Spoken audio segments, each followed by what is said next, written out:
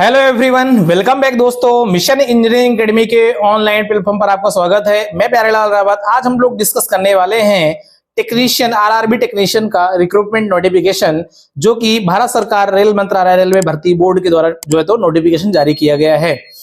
दोस्तों, इससे पहले नोटिफिकेशन इसका ऑलरेडी आ चुका था, लेकिन फाइनली अब फिर से आया है क्योंकि अब फॉर्म फिलअप स्टार्ट हो गए हैं। तो दोस्तों, भारत सरकार रेल मंत्रालय रेलवे भर्ती बोर्ड के द्वारा नोटिफिकेशन जारी किया गया है, जिसमें जो टेक्नीशियन के पोस्ट हैं उसका आवेदन स्टार्ट हो गया है। वो आज से स्टार्ट हो गया दोस्तों। 9/3/2024 से आवेदन प्रक्रिया स्टार्ट हो चुकी है टेक्नीशियन की। जितने भी स्टूडेंट्स आरआरबी टेक्नीशियन का फॉर्म फिलअप करना चाहते हैं वो आज से फॉर्म भरना स्टार्ट कर सकते हैं। इसकी जो अंतिम तिथि रहेगी दोस्तों वो रहेगी 9/4/2024, अर्थात 9 अप्रैल तक इसके फॉर्म फिलअप किए जाएंगे। दोस्तों, हम बात करेंगे कि इसकी जो भर्ती है इसमें किस ग्रेड के लिए निकाला गया है। तो इसमें जो 7वें वेतन के अनुसार यहाँ पे जो है तो आपका पे स्केल रहेगा। टेक्नीशियन ग्रेड 1 सिग्नल के लिए जो है तो स्तर 5 रखा गया है, और टेक्नीशियन ग्रेड 3 के लिए जो है स्तर 2, मतलब लेवल 5 और लेवल 2 की जो है यहाँ पे रिक्रूटमेंट निकाली गई है। लेवल 5 सिग्नल में क्या रहेगा, आपकी जो प्रारंभिक वेतन रहने वाला है, स्टार्टिंग वेतन जो रहेगा 29,200 से स्टार्ट रहेगा। 7th पे लागू होगा यहाँ पे, ठीक है, और 19,900 से यहाँ पे स्टार्ट होने वाला है, ठीक है। चिकित्सक मानक जो रहेगा आपके सिलेक्शन प्रोसेस में बी क्लास का, बी लेवल का आपका जो है तो मेडिकल होगा, और यहाँ अनुलग्रह ए देखेंगे, मतलब यहाँ पे जो है तो थोड़ा सा डिफिकल्ट नहीं रहने वाला है। अब बात करें हम कुल रिक्तियों की, जो टेक्नीशियन में जो रिक्रूटमेंट टोटल निकाली गई है 9,144 पोस्ट निकाली गई है, जो कि बहुत ही अच्छी पोस्ट है दोस्तों। आप लोग इसमें जरूर फॉर्म फिलअप करके और इसमें जो है तो एग्जाम में बैठे। अब बात करते हैं दोस्तों कि इसकी चयन प्रक्रिया क्या रहने वाली है ना। आपने देख लिया है कि 2 पोस्ट निकाली गई हैं, एक सिग्नल के लिए और एक टेक्नीशियन ग्रेड 3 के लिए निकाली गई है ना। आयु वर्ग की हम बात करें यदि, तो 1/1/2024 के अनुसार आपकी जो आयु होनी चाहिए वो कम से कम 18 वर्ष और अधिकतम जो है 36 वर्ष होनी चाहिए। वहीं पे हम बात करें टेक्नीशियन ग्रेड 3 के लिए, तो आयु जो है तो 18 वर्ष मिनिमम और अधिकतम 33 वर्ष की यहाँ पे जो है तो आयु सीमा में जो है तो क्राइटेरिया रहेगा। अब हम बात करते हैं दोस्तों कि इसमें जो एग्जाम होने वाले हैं उसमें क्या रहने वाला है, कैसे होगा, है ना, सारी चीजें हम लोग देख लेते हैं। तो आप लोग अप्लाई करेंगे फॉर्म 9/4/2024 से, अर्थात आज से फॉर्म स्टार्ट हो गए हैं, ठीक है। और आप लोग को 18 तक जो है तो इसको जो है तो आपको फॉर्म फिलअप करके खत्म करना है, ठीक है। तो 9/3/2024 से 9/4/2024 तक इस फॉर्म फिलअप होंगे। आप इस डेट को याद रखना। अगर आप एग्जाम में बैठते हैं तो वहां पे आपको ये देखना होगा कि आपका जो एग्जाम होगा उसमें माइनस मार्किंग भी रहने वाली 1/3, तो इस चीज को आपको लेकर के चलना होगा, ठीक है। अब देखते हैं दोस्तों इसके इंपॉर्टेंट पॉइंट्स को, तो हम 1 बाय 1 करके इसके सारे इंपॉर्टेंट पॉइंट्स को डिस्कस कर लेते हैं, ठीक है। अब अलाउंस की हम बात करें तो यदि आप फॉर्म फिलअप करके एग्जाम देने जाते हैं तो आपको ट्रेवलिंग अलाउंस में यहाँ पे मिलने वाला है एसटीएससी को, ठीक है। तो उस चीज को आप लोग ध्यान रखिएगा दोस्तों। जो आपका यहाँ पे शारीरिक रूप से जो है तो क्या होना चाहिए, फिट क्या नहीं होना चाहिए, फिट अनफिट के लिए सामान शर्तें यहाँ पे दी हैं, है ना। तो पहले तो आप एग्जाम क्लियर करिए, फिर ये सारी चीजें ऑलरेडी क्लियर हो जाएगी। राष्ट्रीयता, अगर हम भारत के नागरिक हैं तब भी फॉर्म फिलअप कर सकते हैं, नेपाल से हैं, भूटान से हैं तब भी आप फॉर्म फिलअप कर सकते हैं, क्योंकि ये जो है सेंट्रल गवर्नमेंट की रिक्रूटमेंट है। एज का मैंने बता दिया 18 से 36, 18 से 33, है ना, दोनों के लिए जो है तो एज क्राइटेरिया इस तरीके से रखी गई है। एज की जो छूट है एसटीएससी ओबीसी के हिसाब से, है ना, एज पर नॉर्म्स सभी की एसटीएससी की 5 साल, ओबीसी के 3 साल, है ना, और एक सर्विसमैन की 3 साल, और वहीं पे हम एक सर्विसमैन ओबीसी की बात करें, है ना, तो 6 वर्ष की रहेगी। एक सर्विसमैन एससी एसटी की जो है तो 8 वर्ष की रहेगी। तो इस प्रकार से ये जो है तो क्राइटेरिया जो है तो आपको यहाँ पे छूट देखने को मिल जाएगा, ठीक है दोस्तों। तो ये सारी चीजें हो गई छूट की। जैसा कि आप लोगों को मैंने बताया था शुरू में कि आपका जो फॉर्म फिलअप करना है उसके हिसाब से आपकी जो एज होनी चाहिए वो किस हिसाब से होनी चाहिए। तो यहाँ पे एज फैक्टर आप देख सकते हैं, 18 से 31 वर्ष, 18 से 36 वर्ष होना चाहिए। मतलब यहाँ पे जो है तो 1983 के स्टूडेंट्स भी यहाँ पे भर सकते हैं, 1986 के यहाँ पे स्टूडेंट भर सकते हैं, और अधिकतम 2006 तक के जो है तो लोग भर सकते हैं। तो ये आपको जो है तो एज क्राइटेरिया के हिसाब से आप इसको देख सकते हैं। यदि आप इसमें फॉर्म फिलअप करते हैं दोस्तों तो इसमें क्या फी रहने वाली है, तो यदि आप दोनों के लिए एलिजिबल है, दोनों का फॉर्म भर रहे हैं तो क्या रहने वाला है ना। तो सभी उम्मीदवारों के लिए क्रम संख्या 2 पर नीचे उल्लेखित श्रेणियों को छोड़कर सीबीटी में उपस्थित होने पर 500 रुपए जो है तो आपको जो है तो इसका शुल्क देना पड़ेगा, जिसमें 400 रुपए की राशि बैंक शुल्क काट कर वापस कर दी जाएगी। यदि आप एग्जाम में बैठते हैं तो आपको ये 400 रुपीज वापस कर दिया जाएगा। स्टार्टिंग में आपकी 500 रुपए शुल्क रहने वाली है। वही हम बात करें कि अगर आप ST/SC एक्स सर्विसमैन हैं, है ना, और अगर आप EWS का आपके पास सर्टिफिकेट है तो आपका जो फी रहने वाली है वो 250 रुपए रहने वाली है। वहीं पे अगर आप जाते हैं सीबीटी में उपस्थित होते हैं तो बैंक का जो चार्ज होगा वो जो है तो काट करके बाकी वापस कर दिया जाएगा। ठीक है, ये हो गया आपका फी वगैरह।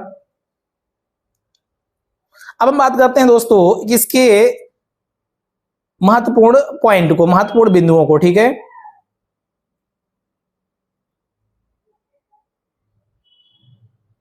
इसमें महत्वपूर्ण बिंदु जो हैं वो हम आगे देख लेते हैं। ये भर्ती प्रक्रिया को देख लेते हैं जो कि बहुत इंपॉर्टेंट है।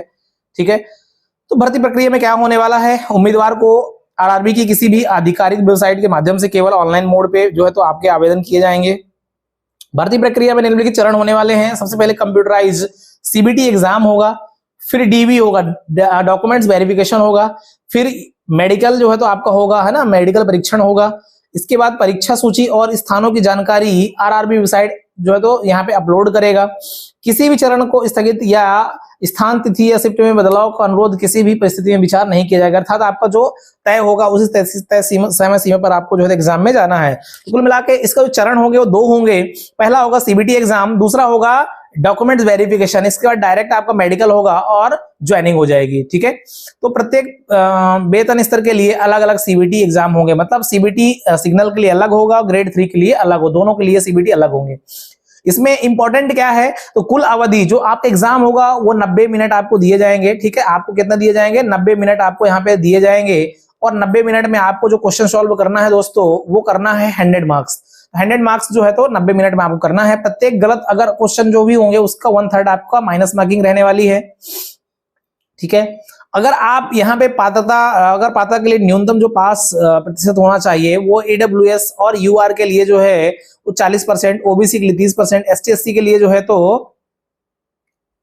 ठीक है, SC के लिए 30% और ST के लिए जो है तो 25% जो है तो यहाँ पे होना चाहिए। कमी होने पर BW उम्मीदवारों के लिए इन प्रतिशत को 2% की छूट दी जा सकती है। अर्थात अगर आपको इतने परसेंट कम से कम लाना ही है, इससे कम यदि आता है तो आपका चयन नहीं होगा। तो ST से यदि है तो आपको 25% मिनिमम लाना है।